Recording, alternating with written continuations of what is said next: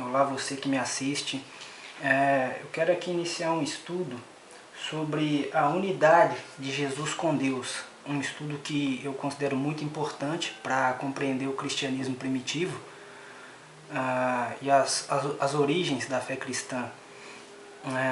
Quando eu falo sobre a unidade de Jesus, para esse estudo eu quero utilizar três fontes separadas. Eu quero utilizar a Bíblia, o livro de um pai apostólico, Santo Irineu, e uma breve citação de uma santa pouco conhecida, Santa Brígida, da Suíça.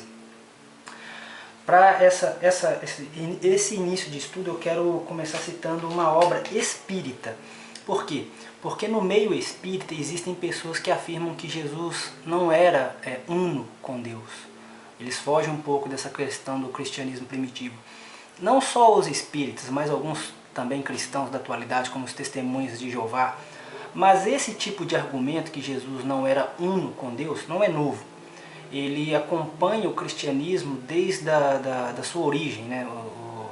Ele tem seus adversários desde quando o cristianismo começa a surgir no mundo. Por exemplo, os judeus que não aceitaram o cristianismo, eles diziam, né, que não era possível Deus se dividir, se separar. Eles ficavam no seu monoteísmo por não entender o cristianismo, né, não entender a unidade de Jesus com Deus. Os islâmicos também, eles afirmavam isso. E hoje, na atualidade, os testemunhos de Jeová e alguns espíritas. Eu quero aqui separar, por exemplo, a citação de um médium, Hercílio Mais.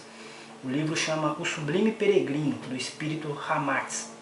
Logo no capítulo 1, página 13 e 16 do livro O Sublime Peregrino. Jesus nunca afirmou ser um com Deus, mas deixou bem claro sua condição de irmão e filho desse mesmo Deus. Jesus também evoluiu, Jesus também foi imaturo de espírito e fez o mesmo curso espiritual dos homens. Deus o absoluto, eu resumi uma parte, eu grifei aqui uma citação. Deus o absoluto, o infinito, jamais poderia ficar enclausurado nas limitações da forma humana. Isso é o que diz o livro Sublime Peregrino, ou seja, negando a unidade de Jesus com Deus. Na mesma linha de pensamento você encontra, por exemplo, os islâmicos. Deixa eu ver se eu encontro aqui no meu caderno de estudo a citação que eu grifei. Está na Sura 19, 30 a 35 do Alcorão. Está escrito: é inadmissível que Deus tenha tido um filho, se referindo a Jesus. Se você ler a Sura inteira, você vai ver. É inadmissível que Deus tenha tido um filho. E isso está na Sura 19, 30 a 35 do Alcorão. Os islâmicos acreditam nisso. Os islâmicos também rejeitam a ressurreição. Ou seja, desde o início do cristianismo, os adversários, né, da pregação cristã usavam geralmente esses argumentos. A não unidade de Jesus, que Jesus era só um profeta, um ser abaixo, ou só um Deus inferior, e que ele não havia ressuscitado. Isso geralmente foram os adversários do cristianismo desde que ele surgiu na história. Por que isso é um erro? Porque desde quando o cristianismo surgiu e Jesus pregou para os seus apóstolos, isso ficou muito claro para eles, que Jesus era de fato o Filho de Deus, mas uno com Deus. Eu posso encontrar, por exemplo, citações nos evangelhos que se referem ao julgamento de Jesus. Por exemplo, quando Jesus foi parar na cruz, foi justamente pelas afirmações que ele fazia, né? No evangelho de Lucas, capítulo 23, versículo 35, e Mateus, capítulo 27, versículo 40 a 43. Na cruz, Jesus sofria zombarias, né? Eles diziam, porque dizia ser o Filho de Deus. Essa questão do Filho eu vou me aprofundar um pouco mais para frente.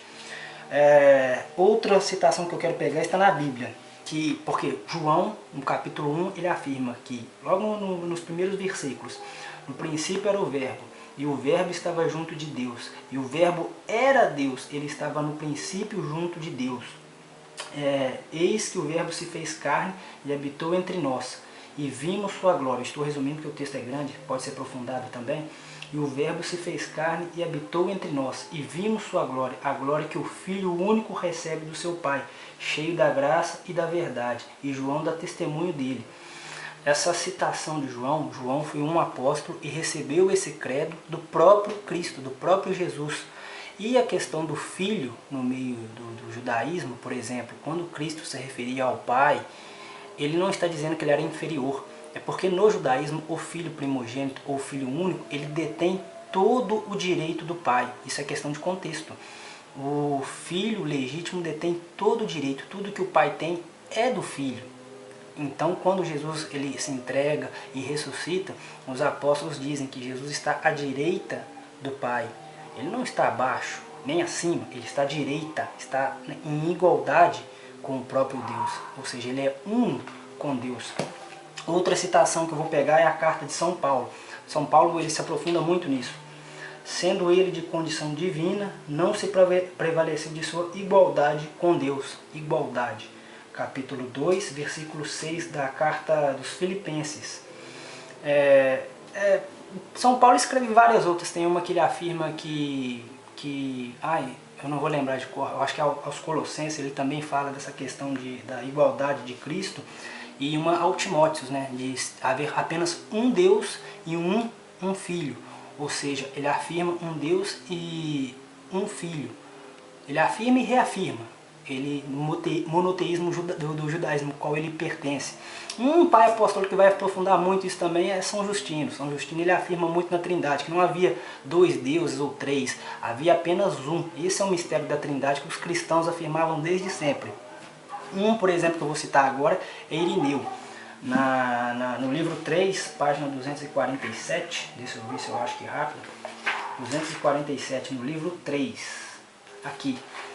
Irineu de Lyon, que foi um pai apostólico que estava ali no início do cristianismo, ele falando sobre os evangelhos e onde eles foram escritos, ele afirma o seguinte: assim Mateus publicou entre os judeus na língua deles o escrito dos evangelhos, quando Pedro e Paulo evangelizavam em Roma, e aí fundavam a igreja.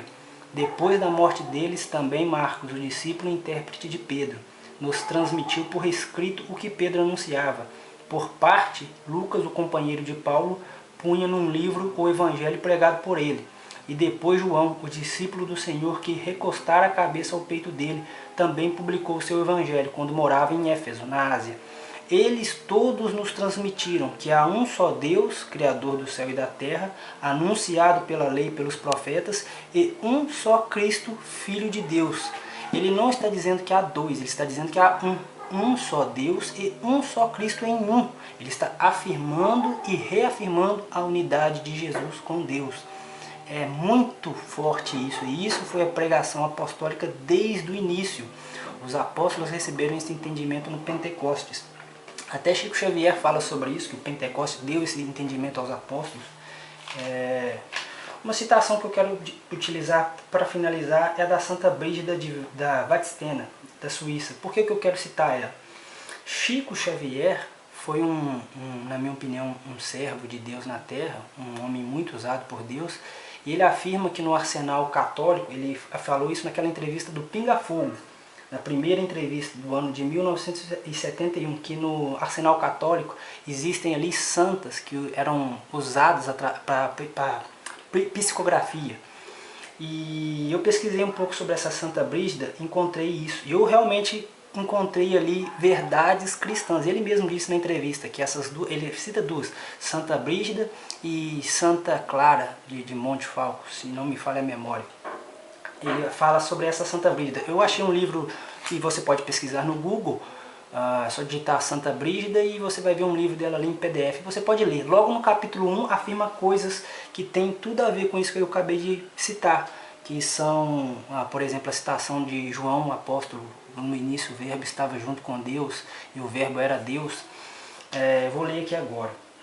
Antes de ler a citação dela, eu também gostaria de dizer que Chico Xavier, naquele livro A Caminho da Luz, deixa bem clara essa unidade de Jesus com Deus, quando ele fala ali que, logo nos primeiros capítulos, né, que através das mãos poderosas de Cristo, o caos sobre a terra fica dominado.